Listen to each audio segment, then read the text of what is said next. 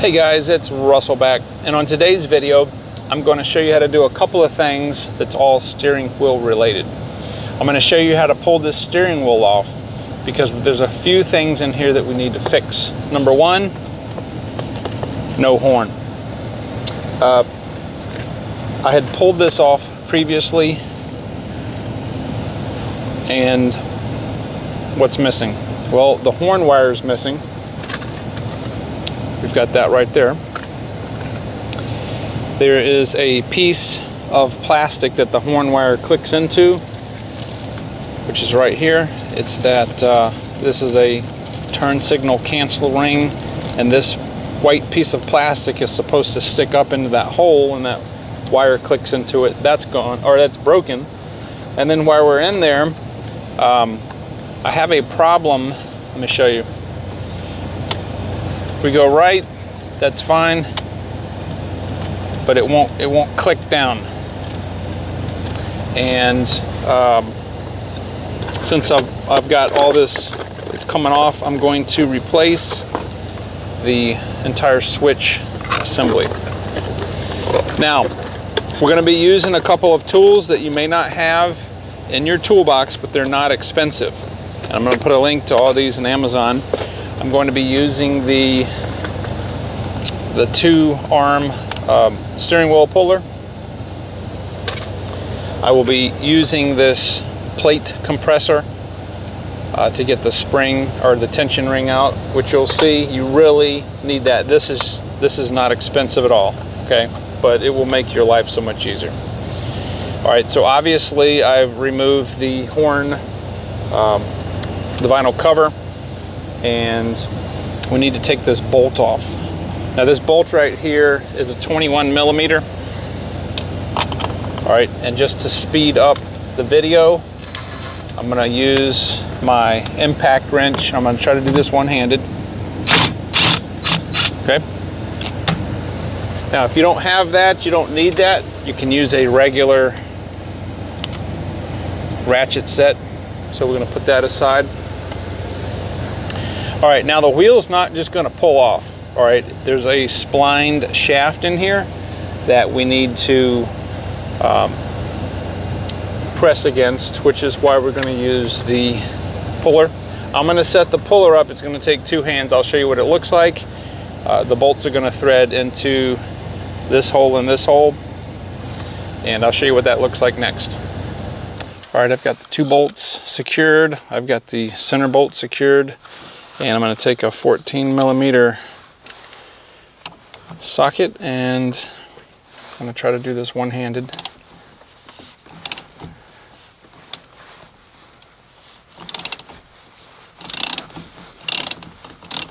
Okay, and then steering wheel just comes right off like that.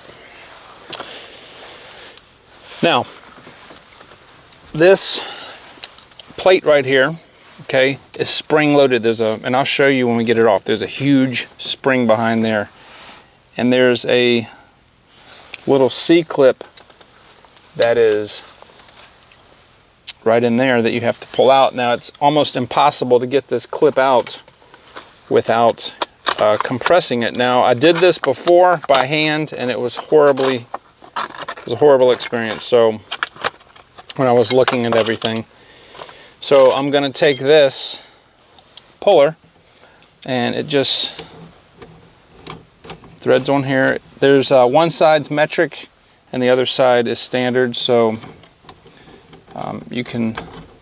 this will fit a variety of vehicles. So you just screw it on like that, and you take this wing nut, okay, and just very gently compresses the spring. Okay, and you don't need to do it much. Now I'm going to go get a little awl or a pick and take that out and show you how much easier it is with using this tool. All right, sorry I keep having to turn the truck on. It's really cold outside. I'm trying to get some heat in here. So I have compressed this as much as I need, and I'm going to try to do this one-handed. Sometimes you can just get it with a flat bladed screwdriver. Just get in there and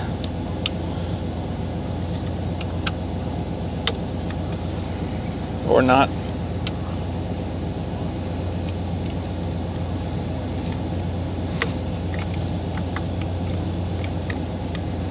All right, guys, I'm gonna have to do this two-handed, but you get the idea. I'm just gonna take this pick with my other hand with the screwdriver in it and just pop this off.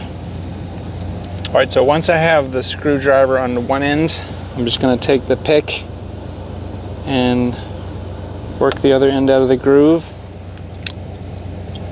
That screwdriver will stay there. This will work. Normally I'm holding it with my other hand, but let's see if I can do this. There we go. Okay.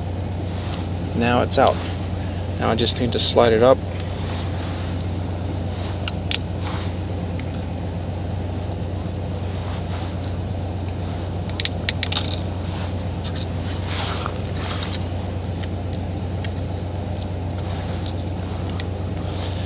And this literally does, it's like 10 seconds to do this if you're using both hands. But I wanted to show you guys what it looked like. All right, so once the clip is off, release the tension on that, and this will pop out. Take the spring clip. Okay, that's all it is. And then take this plate. Now, if your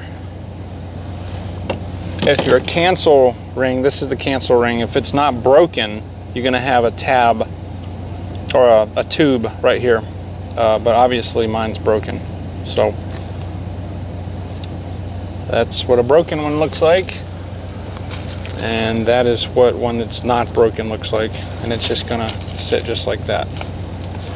All right, so the next thing that I need to do is I'm going to pull the stalk out, and it just comes right out just like that. Just let that hang, okay? And then I'm going to take this Phillips screw off here that connects the cam paw to this, so that when we move this, that arm is doing the work. Let me turn this off. So just take a Phillips screwdriver and remove that.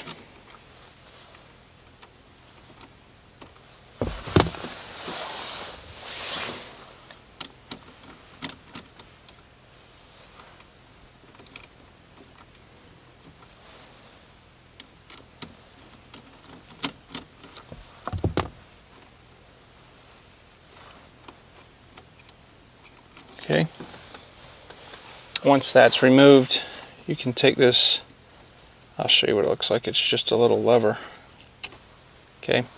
And it's got a little ball on the end, and what happens is that there's a groove inside this piece of metal which is attached to this.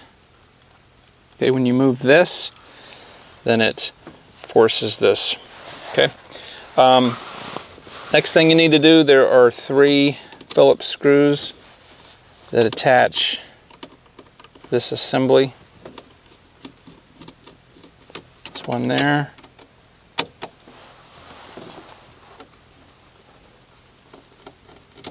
There's one there, and you need to move this over to get to the top one. Now, in addition to that, your hazard button, there's a really tiny Phillips screw in here.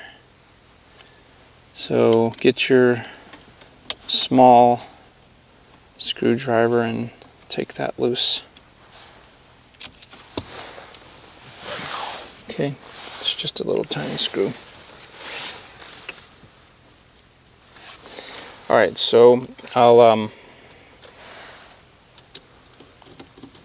take these screws out completely. Underneath the dash is a connector.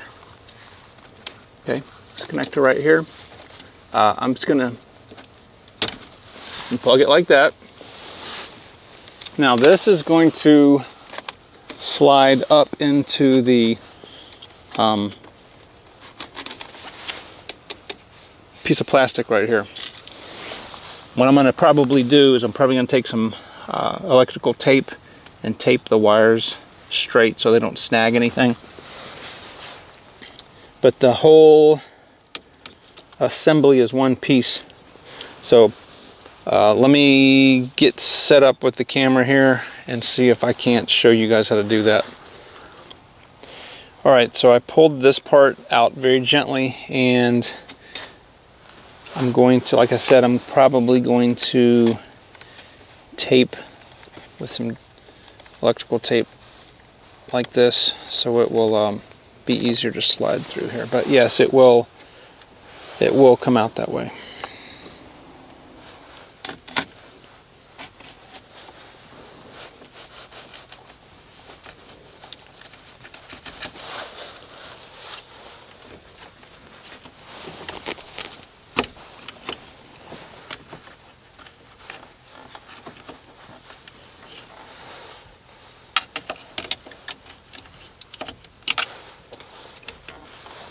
Alright, so that's the slot that it fits down in, and it's a little tight, but it's not too bad. So I'm going to take our new switch, and I'm going to try to see if I can get it in there without well, I probably should tape it. I'm going to go ahead and tape it just so that there's no stress on these wires.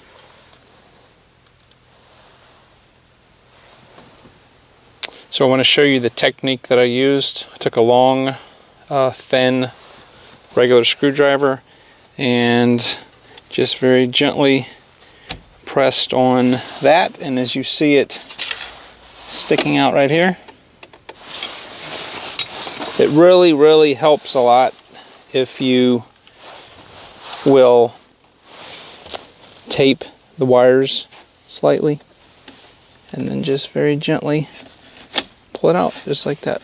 Okay, so now I've got this end, and it's going to sit just like this.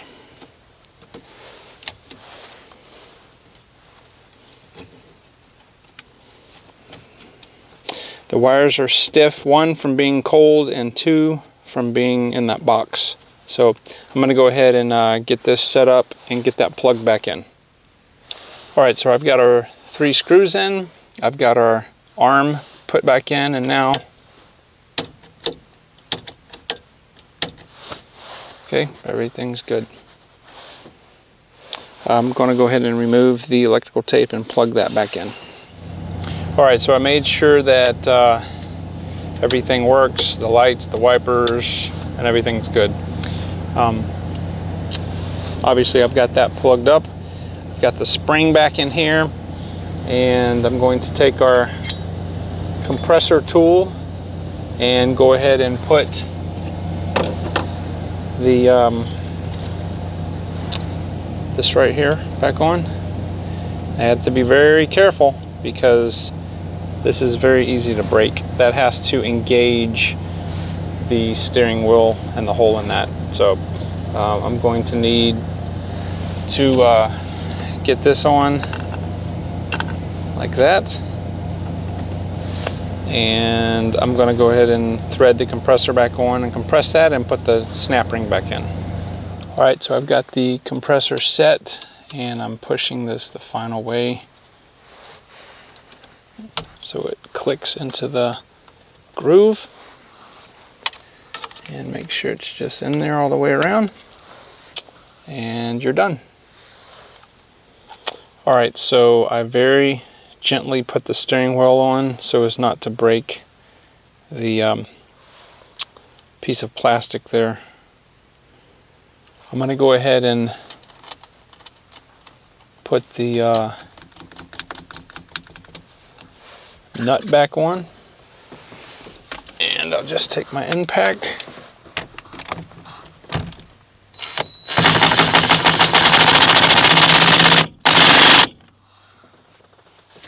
Now, I wasn't doing that very hard. I'm going to go back and do it by hand, but there is a retaining clip that goes right here.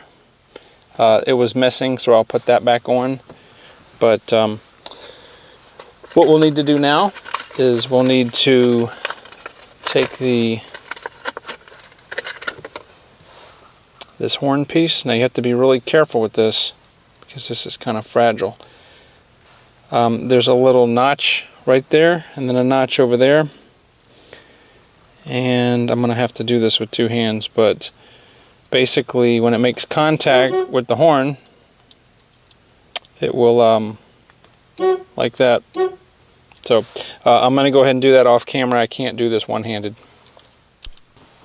Alright, so I've got the wire connected there. Got the horn ring on, and now perfect.